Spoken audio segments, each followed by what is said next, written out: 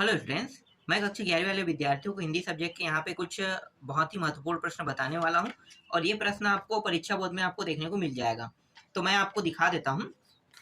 ये प्रादर्श प्रश्न पत्र है। फिलहाल मैं और कुछ प्रश्न ऐड करने वाला था, लेकिन पेपर जो है वो बहुत फास्ट हो रहा है ना, और मैं बहुत बिजी हूँ, इसलिए मैं यहाँ पे बहुत ज़्यादा प्रश्न आपको नहीं दे पाऊंगा। और थोड़ा सा बढ़ाना था मुझे प्रश्नों को, क्योंकि उसके प्रश्न के चांसेस और ज़्यादा बढ़ जाते हैं।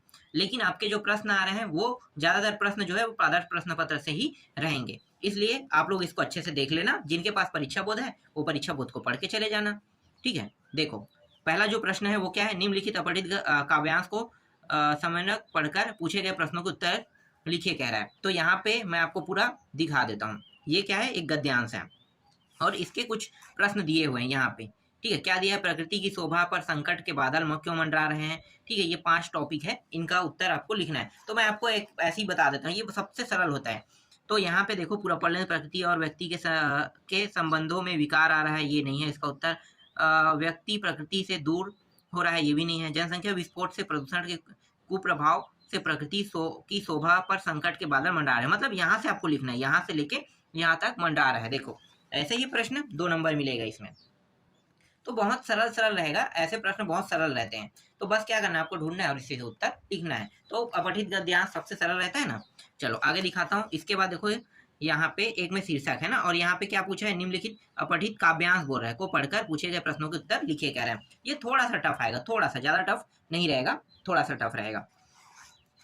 और यहाँ पे कुछ प्रश्न है, उसका भी उत्तर उसी से क्या करना है, ढूंढ के देना है। ठीक है, तो यहाँ पे देख लो, एक बार पढ़ लेना इसे। अब यहाँ पे मैं आपको पूरा काव्यांश दिखा लेता हूँ, पहले काव्यांश को पढ़ लेना। ठीक है, जो इसके हिंदी अर्थ समझ में आए, क्योंकि ये जो है शुद्ध हिंदी नहीं, ये जो है ना ये शुद्ध हिंदी है, साहित्यिक हिंदी है मतलब। और हम लोग जो हिंदी बोलते हैं वो नॉर्मल हिंदी होता है, जो हमें आसानी से समझ में आ जाता है। हम लोग उर्दू के साथ मिक्स हिंदी बोलते हैं, और ये जो है साहित्यिक हिंदी कठिन रहता है। ठीक है, तो इसको ढंग से पढ़ना। इसके बाद मैं आपको निबंध दिखा देता हूँ। निबंध वो निबंध आएगा जो पिछले प्रश्न पत्र में आया था। लेटर भी वैसे ही आएगा, पिछले प्रश्न पत्र में जो था ना वही लेटर आपको देखने को मिलेगा। ये भी सरल सरल है, देख लो। क्या कहे कि प्रार्थना पत्र लिखना है जिसे कई महीने से हिंदी की पढ़ाई न होने के कारण उत्पन्न कठिनाइयों का वर्णन किया गया हो। ठीक है, कोई भी एक देख लेना, बहुत सरल रहता है ये मित्र वाला तो आप लोग बना नहीं पाओगे, ये छोड़ देना। ऐसे ही प्रश्नों को देखना, इसे फॉर्मल लेटर कहते हैं, इन्हें इनफॉर्मल लेटर कहते हैं। फॉर्मल लेटर ही बनेगा आप लोगों से। इसके बाद देखो यहाँ पे क्या है, कुटीकरण या एनकोडिंग का क्या तात्पर्य है, सरल प्रश्न है। ठीक है, एनकोडिंग और कुटीकरण, यहाँ पे शुद्ध साहित्यिक हिंदी का उपयोग किया है, जबकि ये नहीं कह रहा है कि डिजिटाइजेशन और उनके बारे में पूछ रहा है, ये नहीं बता रहा है ना। तो नंबर के बारे में ही पूछ रहा है। और मौखिक संचार का क्या तात्पर्य है, जन संचार के प्रमुख माध्यम कौन कौन से है, समाचार लेखन के कितने अंग है, देख लो। एक एक नंबर का रहेगा। मियाँ नसरुद्दीन को नान भाइयों का मसीहा क्यों कहा जाता है। फिर ये प्रश्न 2-2 नंबर का है। पाठक का मन कहाँ विचरण करना चाहता है। और ये प्रश्न देखो, यदि चंपा पढ़ी लिखी होती तो कवि से कैसे बात करते। ठीक है, और यहाँ पे देखो ये काव्यांश पढ़कर प्रश्नों को उत्तर। फिर एक काव्यांश आएगा छोटा, इसलिए ये काव्यांश ये रहा। ठीक है, और यहाँ पे कुछ प्रश्न है, इसका उत्तर इसी से ढूंढ के देना है। फिर एक गद्यांश आपको देखने को मिलेगा, जैसे कि यहाँ पे एक और बड़ा गद्यांश है, 6 नंबर का रहेगा। तो ये गद्यांश है और इनके प्रश्नों को उत्तर क्या करना है, इसी से ढूंढ के देना है। तो यहाँ पे देख लो, क ख ग तीनों है और इसका उत्तर आपको यहीं से ढूंढना है।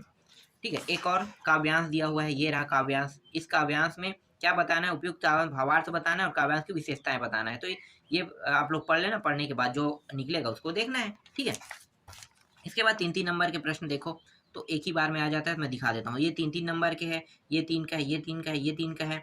ठीक है, और इसके बाद है ये जो प्रश्न है, ये 4 का है, ये 4 का है, ये 4 का है, और लास्ट का ये जो 2 प्रश्न है ये भी 4-4 का है। ये वाला 4 है ना, यहाँ पे अथवा को भी आपको पढ़ना है।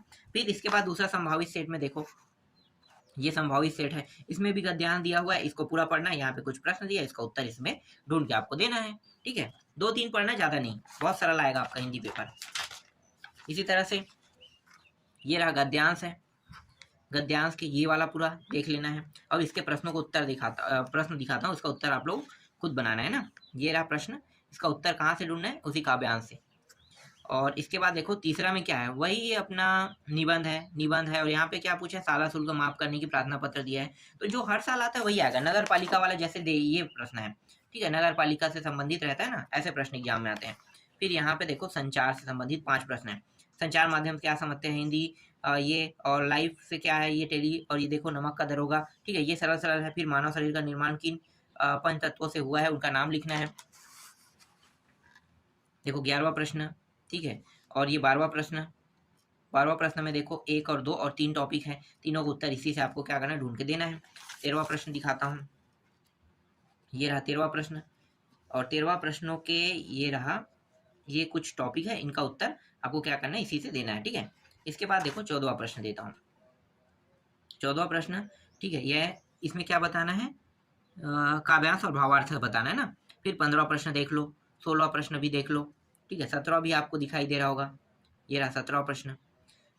ठीक, अब आगे दिखाता हूँ 18वां प्रश्न, ये 18वां नंबर का प्रश्न 4 नंबर का रहेगा। फिर 19वां प्रश्न देखो, ये रहा, जो भी नाम यहाँ पे दिया है, और ये अगर आपके पास परीक्षा बोध दिया है, आपको इसे देखने की जरूरत नहीं, डायरेक्ट उस पेज में जाना और उसका प्रश्नों का उत्तर देख लेना, ठीक है। थोड़ा सा आपको मेहनत करना पड़ेगा, ज़्यादा मेहनत नहीं करना पड़ेगा। और ये रहा, और ये यहाँ तक के 21 प्रश्न है, और एक क्या नहीं, बस इतना था। और एक और सेट है, यहाँ पे देखो, ये क्या है, यह पठित काव्यांश है ना, ये भी, तो ये पूरा का पूरा मतलब गद्यांश है, और इस गद्यांश में कुछ प्रश्न दिए हुए हैं, इन प्रश्नों का उत्तर उसी में आपको मिलेगा, ठीक है। आगे देखते हैं, इसके बाद काव्यांश देखने को मिलेगा, तो यहाँ पे देखो काव्यांश है, और यहाँ पे कुछ प्रश्न दिए हैं, उसका भी उत्तर क्या करना है, इसी से आपको ढूंढना है। तो यहाँ पे 4 तक के प्रश्न दिए हुए हैं। फिर निबंध और जो लेटर है वो तो पुराना वाला ही आएगा, मैं बता दिया हूँ, यहाँ पे जो दिया है उसको नहीं देखना है, और यहाँ पे जो प्रश्न है उनको देख लेना है आपको। समूह संचार, प्रिंटिंग मीडिया, ये सब देखना है, ठीक है, संपादन। फिर ये 9वां प्रश्न देखो, 10वां कवि को घर की याद क्यों आती है, ये इंपॉर्टेंट है। इसी तरह से ये 11वां प्रश्न इंपॉर्टेंट है। 11वां प्रश्न में देखो क्या पूछा है, ठीक है। 12वां प्रश्न में फिर से क्या आ गया, यहाँ पे एक काव्यांश आ गया, और इनके कुछ प्रश्न है, 3 तक के दिया हुआ है, इनके प्रश्नों का उत्तर इसी से ढूंढ के लिखना है। फिर यहाँ पे 13वां प्रश्न है, 13वां में देखो ये एक गद्यांश है, और यहाँ पे कुछ पॉइंट दिया हुआ है, ठीक है, उनका उत्तर आपको इसी से लिखना है। फिर 14वां प्रश्न देखो, 15वां और 16वां, और यहाँ पे 17वां प्रश्न है,